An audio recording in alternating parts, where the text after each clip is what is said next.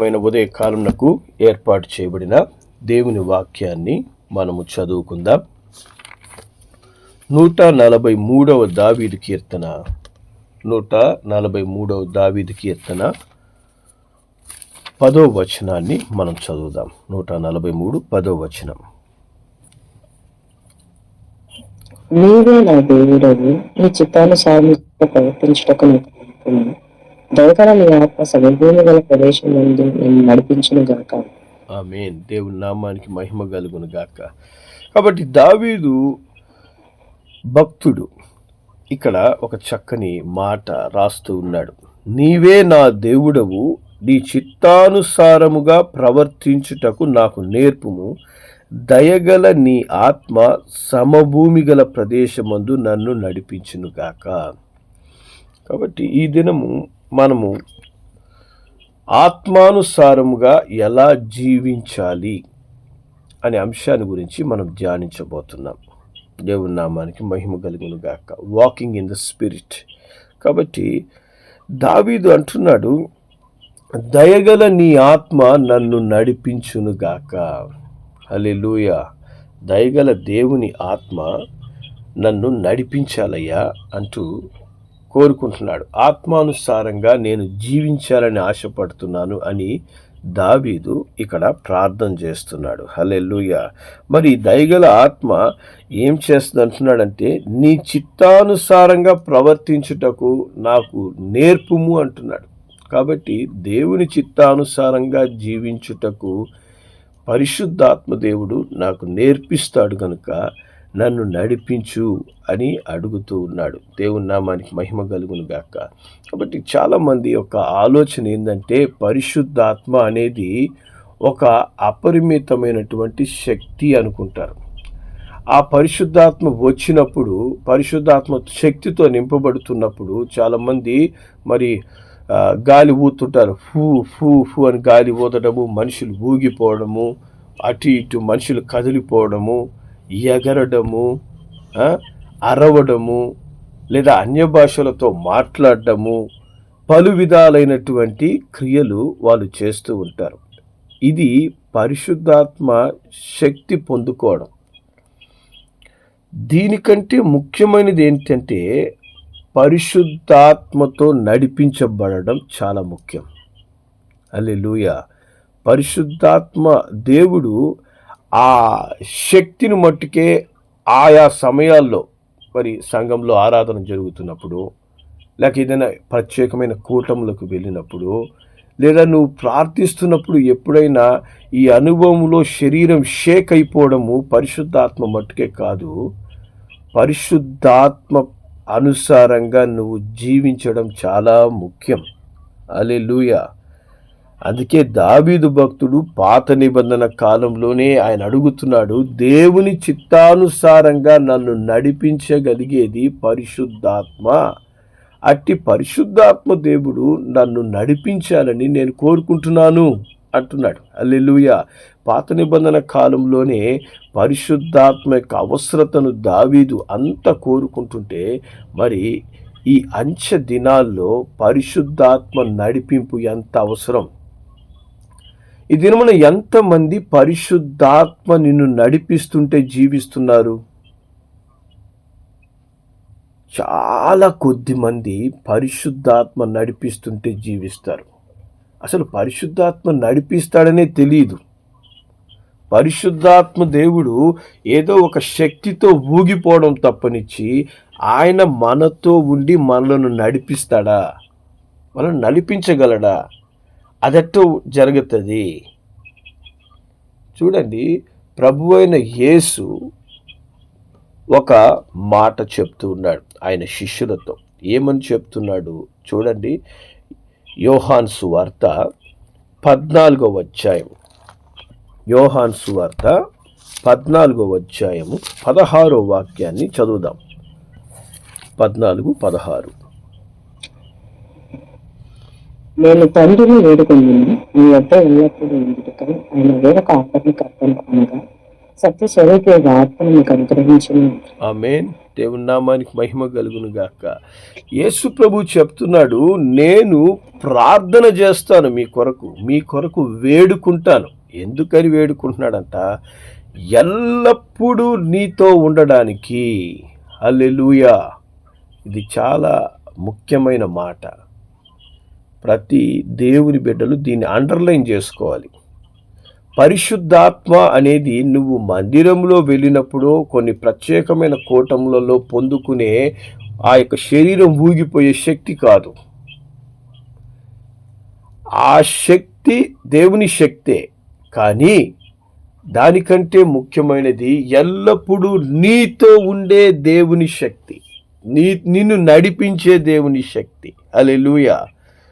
ప్రభు అయిన యేసు చెప్తున్నాడు, నేను ప్రార్థన చేస్తున్నాను మీ కొరకు. ఏంటంటే మీ యొద్ద ఎల్లప్పుడూ ఉండడానికి ఆదరణకర్తను అనగా సత్య స్వరూపైన ఆత్మ మీరు పొందుకోవాలని నేను ప్రార్థిస్తున్నాను.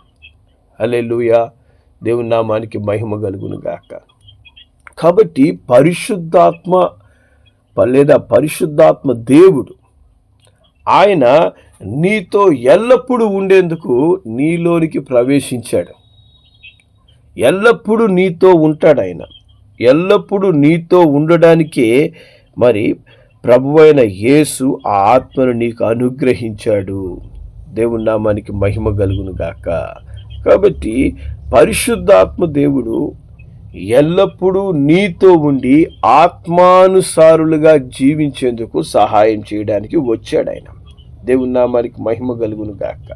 కాబట్టి మనము ఎప్పుడైతే ఆత్మ మూలంగా జన్మిస్తామో, మరి యోహాను సువార్త 3:5-6 ప్రకారం సెలవిచ్చినట్లు, నీటి మూలంగా ఆత్మ మూలంగా ఎప్పుడైతే మనము జన్మిస్తామో, ఆ ఆత్మ మూలంగా జన్మించిన మరుక్షణము అనగా పరిశుద్ధాత్మ అభిషేకముతో నింపబడిన మరుక్షణము పరిశుద్ధాత్మ దేవుడు నీ శరీరాన్ని తన కంట్రోల్లో తీసుకుంటాడు.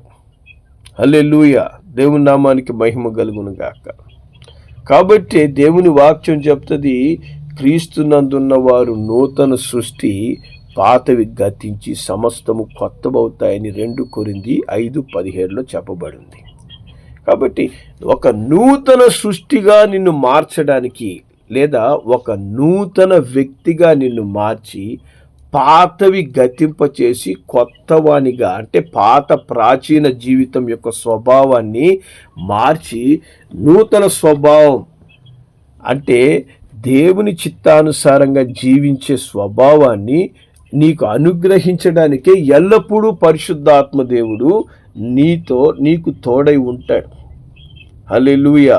దేవుని నామానికి మహిమ కలుగును గాక. కాబట్టి పరిశుద్ధాత్మ అభిషేకం పొందుకోవడం ఎంత ముఖ్యమో దానికంటే చాలా ముఖ్యమైనది ఏంటంటే పరిశుద్ధాత్మ నిన్ను నడిపించడం. చాలామంది పరిశుద్ధాత్మ అభిషేకం దగ్గర నిలిచిపోతారు.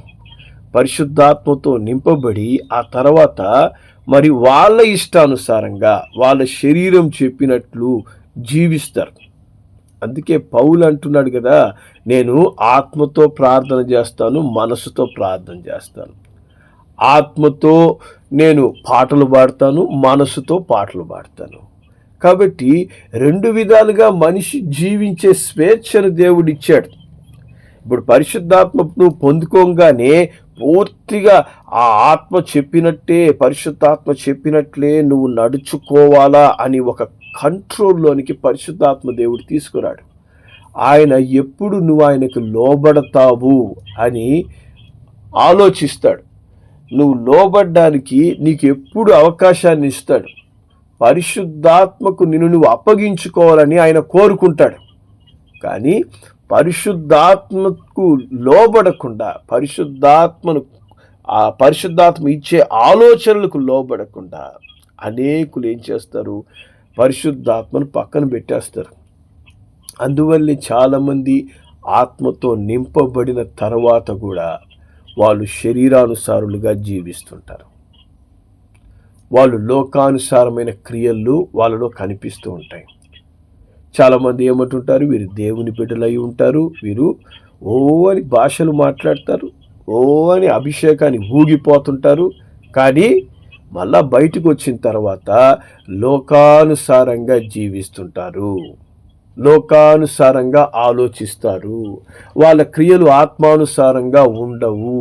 ఎందుకు ఉండడం లేదంటే పరిశుద్ధాత్మకు వారు లోబడడం లేదు. పరిశుద్ధాత్మను అలాంటి వాళ్ళు ఏం చేస్తున్నారు తెలిసిన? చూడండి, మరి మొదటి తెస్సలోనికీయులకు రాసిన పత్రిక 5వ అధ్యాయం 18వ వచనంలో ఇట్టి వారి గురించి రాయబడి ఉంటుంది. 5వ అధ్యాయము 18వ వచనం, ఆత్మను ఆర్పకుడి. ఓకే, ఆత్మను ఆర్పకుడి అంటది దేవుని వాక్యం. అంటే ఏంటి తెలిసిన? చాలా మంది శరీరానుసారంగా జీవిస్తూ ఆత్మను ఆర్పేస్తారు, ఆత్మను ఆర్పివేస్తారు. ఆత్మను వేయగలిగినటువంటి శక్తి నాకుందా అంటే, ఆత్మను ఆర్పివేయడం అంటే ఏంటంటే ఆత్మకు లోబడకుండా జీవించడం. పరిశుద్ధాత్మ దేవుడు ఈ పని నువ్వు చెయ్యొద్దు అన్నప్పుడు శరీరానుసారంగా ఆలోచించి ఆ పని చేయడమే ఆత్మను ఆర్పివేయడం. అలాగే మనము ఎఫెసీలకు రాసిన పత్రికలోకి వెళ్తే, ఎఫెసీలకు రాసిన పత్రిక 4వ అధ్యాయము 30వ వచనం ఏం చెప్తుందంటే, దేవుని పరిశుద్ధాత్మను దుఃఖపరచకుడి. చూసారా, దేవుని పరిశుద్ధాత్మను దుఃఖపరచకుడి అంటే చాలా మంది ఏం చేస్తున్నారు? పరిశుద్ధాత్మను దుఃఖపరుస్తారు, ఏడిపిస్తారు. పరిశుద్ధాత్మ ఏడుస్తారు తెలుసా? ఖచ్చితంగా పరిశుద్ధాత్మ ఏడుస్తుంది. కాబట్టి ఇక్కడ పరిశుద్ధాత్మను దుఃఖపరచొద్దు అని రాయబడింది. చాలామంది పరిశుద్ధాత్మను ఏమనుకుంటున్నారు? ఒక ఊగిపోయే శక్తి. చర్చికి వెళ్ళినప్పుడు నేను ఊగాలి, ఆ తర్వాత నా ఇష్ట ప్రకారం జీవించాలి. నువ్వు చర్చికి వచ్చినప్పుడు ఊగి తర్వాత నీ ఇష్ట ప్రకారం జీవిస్తున్నావు అంటే నీలో ఉన్న పరిశుద్ధాత్మ దేవుడు దుఃఖపడుతూ ఉన్నాడు, కన్నీరు గారుస్తున్నాడు. నువ్వు నీ ఇష్ట ప్రకారం జీవించడానికి దేవుడు తన ఆత్మ నీకు ఇవ్వలేదు. ఆత్మానుసారిగా నువ్వు జీవించడానికే దేవుడు నీకు తన ఆత్మను అనుగ్రహించాడని మనం తెలుసుకోవాలి. మరి ఆ విధంగా జీవిస్తుండే వాళ్ళు పరిస్థితి ఏంటంటే, వాళ్ళు పరిశుద్ధాత్మను దుఃఖపరుస్తూ జీవిస్తున్నారు, దేవుని ఆత్మకు వారు లోబడరు. ఆత్మలు వారిలో ఆరిపోయి ఉంటాయి. పరిశుద్ధాత్మను వాళ్ళు ఆర్పివేస్తుంటారు. ఆయా సమయంలో మందిరానికి వచ్చినప్పుడు వరకు వాళ్ళు ఊగతారు, ఏదైనా మీటింగ్కి వచ్చినప్పుడు వాళ్ళు ఊగిపోతారు. ఎంతమంది ఇటువంటి వారిని మనం చూస్తున్నాము? ఎంత బాధాకరం. అటువంటి వారిని చూసినప్పుడు దేవుడు ఎంత దుఃఖపడతాడు, దేవుడు ఎంత బాధపడుతుంటాడు. మరి నా అభిషేకంతో నింపబడిన నా బిడ్డ మరి నా యొక్క ఆత్మానుసారంగా జీవించడం లేదే అని ఎంత ఆయన దుఃఖపడుతూ ఉంటాడు. మన సొంత బిడ్డలే మనం చెప్పిన మాట వినకపోతే మనం ఎంత బాధపడతాం.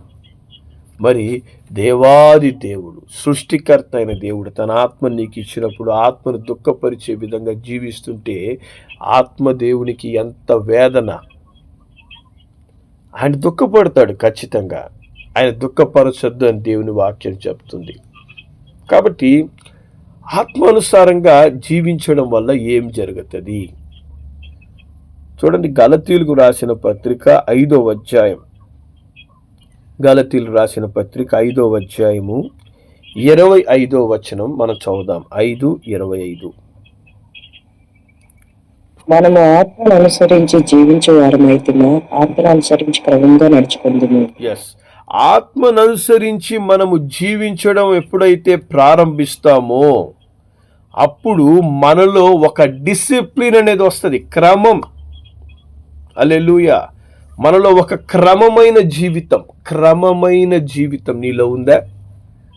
నువ్వు క్రమంగా నడుస్తున్నావు. నువ్వు ఏ క్రమాన్ని బట్టి నడుస్తున్నావు? ఎటువంటి క్రమాన్ని నువ్వు వెంబడిస్తున్నావు? నీకు ఒక క్రమాన్ని పెట్టుకొని ఆ క్రమం ప్రకారంగా జీవిస్తున్నావా?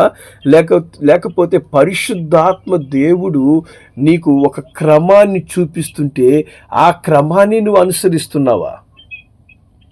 చాలామంది వారికి ఒక పర్సనల్ అజెండా ఉంటుంది, ఒక క్రమం పెట్టుకొని ఉంటారు.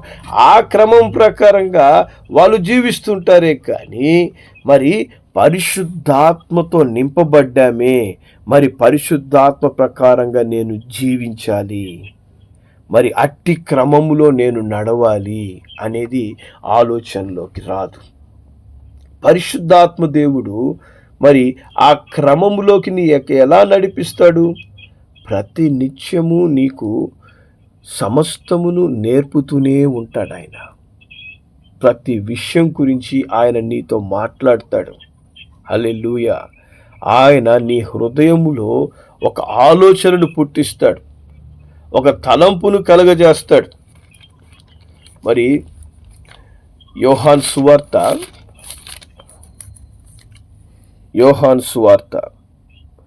16వ అధ్యాయం 13వ వాక్యాన్ని మనం చదువుదాం. అయితే ఆయన అనగా సత్యస్వరూపి అయిన ఆత్మ వచ్చినప్పుడు నిన్ను సర్వసత్యంలోనికి నడిపించును. ఆయన తనంతట తాను ఏమీ బోధింపక రేటిని వినినో వాటిని బోధించి సంభవింపబో సంగతులను మీకు తెలియజేయను. ఆమేన్. కాబట్టి చూడండి, పరిశుద్ధాత్మ నీలోకి వచ్చినప్పుడు ఆయన ఏం చేస్తాడు? సర్వసత్యంలోనికి నిన్ను నడిపిస్తాడు. హల్లెలూయా. అనగా సత్యం అనగా వాక్యమే సత్యం. కాబట్టి వాక్యానుసారమైన జీవితంలోనికి, సర్వసత్యములోనికి నిన్ను నన్ను నడిపించేవాడు పరిశుద్ధాత్మ దేవుడు. హల్లెలూయా. ఆయన నిన్ను నడిపించుటకు అనేక విషయాలు ఆయన బోధిస్తాడంట. ఆయన మనము చేసే ప్రతి పనిని గమనిస్తూ ఉంటాడు. ఆ పనులు చేస్తున్నప్పుడు దేవునికి ఇష్టము కాని పనులు మనం చేస్తున్నామని గ్రహించినప్పుడు ఆత్మదేవుడు మనకు తెలియచేస్తూ ఉంటాడు. హల్లెలూయా. ఆయన ప్రతి విషయం గురించి మనకు బోధిస్తూనే ఉంటాడు. ఆయన బోధించినప్పుడు ఆయన బోధకు మనము లోబడాలి. ఆయన నీతో మాట్లాడతాడు. ఎలా మాట్లాడతాడు? వాక్యం చదువుతుండగా నీతో వాక్యం నుంచి మాట్లాడతాడు. నువ్వు ప్రశాంతం కూర్చున్నప్పుడు ఒక మంచి ఆలోచన ఇచ్చి నీతో మాట్లాడతాడు. నువ్వు ఏ సమయంలో ఎక్కడ ఉన్నా కూడా పరిశుద్ధాత్మ దేవుడు నీతో మాట్లాడగలడు. అందుకే దావీదు భక్తుడు ఒక మాట చెప్తాడు. 139వ కీర్తనలోకి రండి. 139వ కీర్తన 7వ వచనం నుంచి 10వ వచనం దాకా మనం చదువుదాం.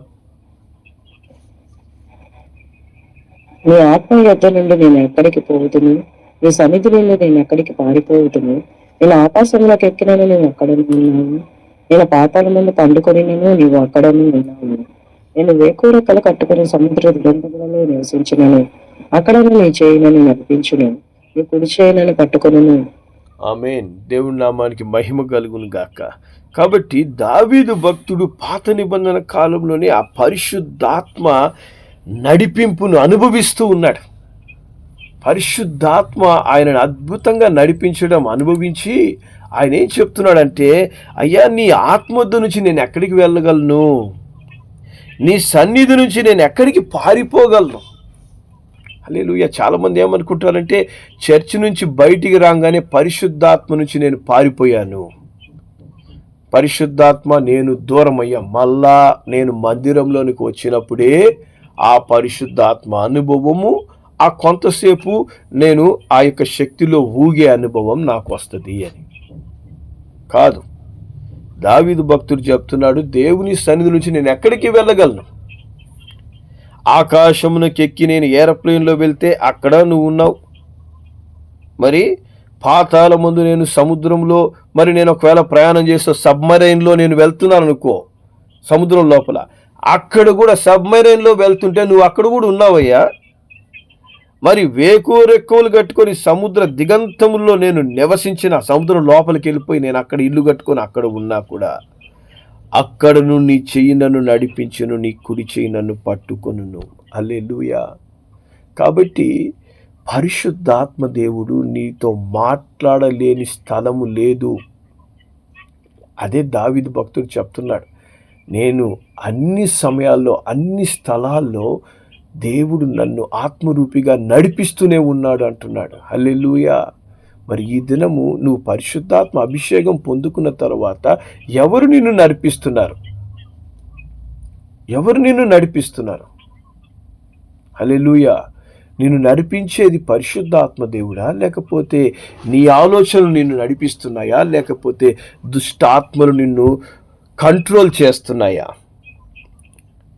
అందుకే ప్రభు అయిన యేసు ఒక మాట చెప్తాడు. మత్తయి సువార్త 7వ అధ్యాయంలో, మత్తయి సువార్త 7వ అధ్యాయము 21వ వచనం నుంచి 23వ వచనం దాకా మనం చదువుదాం. 21 నుంచి 23 వరకు.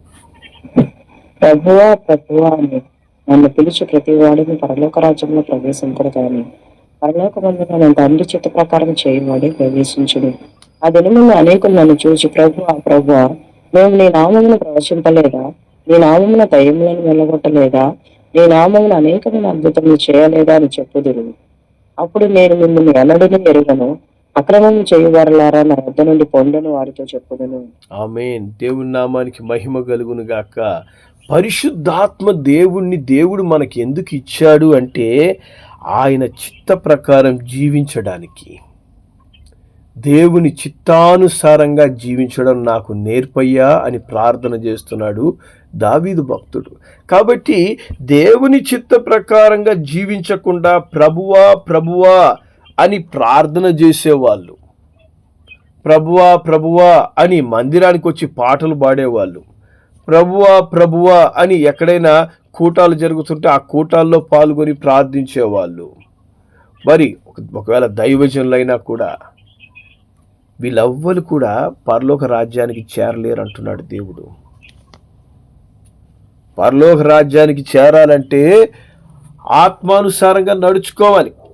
చాలామంది ఏమనుకుంటున్నారంటే ఇక్కడ అనేకులు 23వ వచనం చెప్తుంది, ఆయన చూచి ప్రభువా ప్రభువా మేము నీ నామమున ప్రవచింపలేదా, నీ నామమున దెయ్యములు వెళ్ళగొట్టలేదా, నీ నామమున అనేక అద్భుతాలు చేయలేదా అని చెప్పుదురు. మరి అటువంటి వారిని నేను ఎన్నడూ ఎరగనని చెప్పన్నాడు. కాబట్టి అద్భుతాలు లేవు, ప్రవచనాలు లేవు, మరి దెయ్యాలు వెళ్ళగొట్టకూడదు అనేటువంటి ఒక తప్పుడు బోధ తీసుకొస్తున్నారు. ఇక్కడ దేవాది దేవుడు ఏం చెప్తున్నాడంటే పరిశుద్ధాత్మతో నింపబడిన తరువాత ఇట్టి అద్భుతాలు చేసినా కూడా చాలామంది ఆత్మకు లోబడరు అంటున్నాడు. దానికంటే ముందు వాక్యాన్ని కూడా మనం చదవాలి. 21 నుంచి 23 దాకా మనం చదివాం కదా.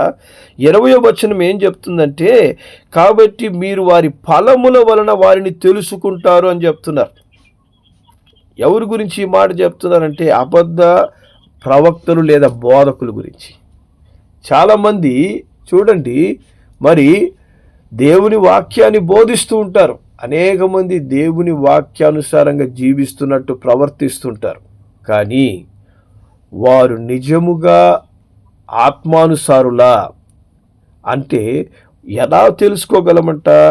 వారి ఫలాలు బట్టి, వారు ఎటువంటి జీవితం జీవిస్తున్నారు అనే జీవిత విధానాన్ని బట్టే వారు దేవుని సంబంధులా కాదా అని తెలిసిపోద్ది. వారి ఫలాలు బట్టి, అంటే మనకు ఫలాలు తెలుసు, గలతీయులకు రాసిన పత్రిక 5:22లో ఉంటాయి ఆత్మ ఫలాలు. 9 ఆత్మ ఫలాలు: ప్రేమ, సమాధానము, సంతోషము, దీర్ఘశాంతము, దయాళుత్వము, మంచితనము, ఆశా నిగ్రహము. ఇట్లా 9 ఫలాలు ఉన్నాయి చూసారా. ఈ 9 ఫలాలు లేకుండా జీవించే వాళ్ళ గురించి ఇక్కడ స్పష్టంగా రాయబడుతుంది. మరి ఈ ఫలాలు మించి దాటి కొంతమంది వరాలు పొందుకుంటారు. వాళ్ళే ఏం చేస్తున్నారంటే ఇక్కడ ప్రవచిస్తున్నారు, దెయ్యాలు వెళ్ళగొడుతున్నారు, అద్భుతాలు చేస్తున్నారు. కాబట్టి నువ్వు ఆత్మ ఫలాలు ఉండి పరిశుద్ధాత్మకు లోబడకపోయినా, నువ్వు ఆత్మ వరాలు పొందుకొని పరిశుద్ధాత్మకు లోబడకపోయినా, అసలు నువ్వు పరిశుద్ధాత్మనే పొందుకోకపోయినా, దేవుడు అంటున్నాడు, నేను మిమ్మును ఎన్నడూ ఎరగను, అక్రమము చేయువారులారా నా యొద్ద నుంచి పొండి. హల్లెలూయా. కాబట్టి ఇది ఒక్క అద్భుతాలు చేసే వాళ్ళ గురించే దేవుడు చెప్పడం లేదు. అద్భుతాలు చేయడము ఒక వరం, పరిశుద్ధాత్మ దేవుడిచ్చే ఒక గొప్ప వరం అది. ఆ వరం ఉండబట్టే దేవుని శక్తి భూమి మీద కనబరచబడుతుంది. లేకపోతే భూమి అంతా దెయ్యపు శక్తే కనపడేది. దెయ్యానికి అంత శక్తి ఉంటే దేవునికి ఇంకెంత శక్తి ఉండాలి. దేవుని శక్తిని చూపించలేని కొంతమంది మరి ఈ విధంగా మాట్లాడుతుంటారు. నీకు ఇచ్చిన వరం నీది. ఒక్కొక్కరికి ఒక్కొక్క వరం. వాక్యం చెప్పే వరం ఒకరికిస్తే, పాటలు పాడే వరం ఒకరికిస్తే, అద్భుతాలు చేసే శక్తి ఒకరికిస్తే, ప్రవచించే వరం ఒకరికిస్తే, దేవుడు అనేక వరాలను ఆయన పంచుతున్నాడంట సంఘ క్షేమాభివృద్ధి కొరకు. హల్లెలూయా. కాబట్టి ఈ విధంగా దేవుడు మనల్ని ఆశీర్వదిస్తూ ఉన్నప్పుడు నీవు మంచి ఫలాలు ఫలించకపోయినా, లేదా నువ్వు దేవుని కొరకు గొప్ప కార్యాలు చేసిన తర్వాత కూడా దేవుని చిత్తానుసారంగా జీవించడం లేదంటే ఏమవుతుంది? అక్రమము చేయువారులారా నా యొద్ద నుంచి పొండి అంటాడంట. కాబట్టి పరిశుద్ధాత్మ అభిషేకానికి ఊగిపోవడం ముఖ్యం కాదు. ఆత్మానుసారంగా క్రమముగా జీవించడం చాలా ముఖ్యం. హల్లెలూయా. కాబట్టి పరిశుద్ధాత్మతో నింపబడిన తర్వాత ప్రతి క్షణము పరిశుద్ధాత్మతో మనం మాట్లాడాలి. ఆత్మదేవుడు నీతో మాట్లాడతాడు. ఖచ్చితంగా నీతో మాట్లాడుతూనే ఆయన ఉంటాడు. ఆయన మాట్లాడే విధానాలు అనేకములు. ఆయన నీతో మాట్లాడుతున్నప్పుడు ఆయన ఏం చెప్తున్నాడు, ఏ ఆలోచన ఇస్తున్నాడో దాని ప్రకారం మనం జీవించడానికి ప్రయత్నం చేయాలి. మరి మొదటిసారి ఒకవేళ నువ్వు దేవుని స్వరం వినలేకపోతే దేవుని సన్నిధిలో కనిపెట్టు, ప్రార్థన చేయి, కన్నీరు గార్చు, దేవా నాతో మాట్లాడని అడుగు. మరి ఆ యొక్క నువ్వు దేవుని యొద్ద నుంచి స్వరం వినగలిగే స్టేజ్లోకి నువ్వు ఎదగాలి. ఆ స్థితిలోకి మనం ఎదగలిగినప్పుడే మనము ఆత్మానుసారంగా జీవించగలం. హల్లెలూయా. మరి రేపటి దినం ఇంకొన్ని విషయాలు మనం ధ్యానిద్దాం, ప్రార్థన చేసుకుందాం. ప్రేమగల మా తండ్రి, నీకు వందనాలు, స్తోత్రాలయ్యా. ఆత్మానుసారంగా మేము జీవించినప్పుడే క్రమముగా మేము జీవించగలం అని నీ వాక్యం మాకు సెలవిస్తుంది. తండ్రి నాయనా, ఈ దినమున అనేక మంది ఆత్మ లేనివారుగా జీవిస్తున్నారు. మరి అనేక మంది ఆత్మ పొందుకొని కూడా ఆత్మానుసారంగా జీవించలేకపోతున్నారు. దావీదు భక్తుడు పాత నిబంధన కాలంలోనే అడుగుతున్నాడయ్యా, అయ్యా నీ చిత్తానుసారంగా జీవించడానికి పరిశుద్ధాత్మదేవా నన్ను నడిపించు అని అడుగుతున్నాడు. ఆత్మను విడిచి నేను ఎక్కడికి పోగలను, నేను ఎక్కడికి వెళ్ళినా ఆత్మదేవుడు నాకు తోడై ఉండి నన్ను నడిపిస్తున్నాడు అంటున్నాడు. హల్లెలూయా. అట్టి ఆత్మానుసారమైన జీవితం ప్రతి క్రైస్తవునికి మీరు దయచేయండి. ప్రతి దేవుని బిడ్డ అని చెప్పుకునే వారికి మీరు సహాయము చేయండి. ఆత్మానుసారంగా జీవించినప్పుడే మేము క్రమముగా జీవించగలం, దేవుని చిత్తాన్ని ఎరిగి జీవించగలం. అట్టి దేవుని చిత్తాన్ని ఎరిగి దేవుని కొరకు జీవించే అనుభవంలో మమ్మల్ని నడిపించమని మా ప్రభువుని ప్రియరక్షకుడని యేసు నామములో ప్రార్థిస్తున్నాము తండ్రి. తండ్రి, కుమార, పరిశుద్ధాత్మ దేవుడు అట్టి ఆత్మానుసారమైన జీవితాన్ని అంచె దినాల్లో మనకు అనుగ్రహించి దీవించునుగాక. ఆమేన్.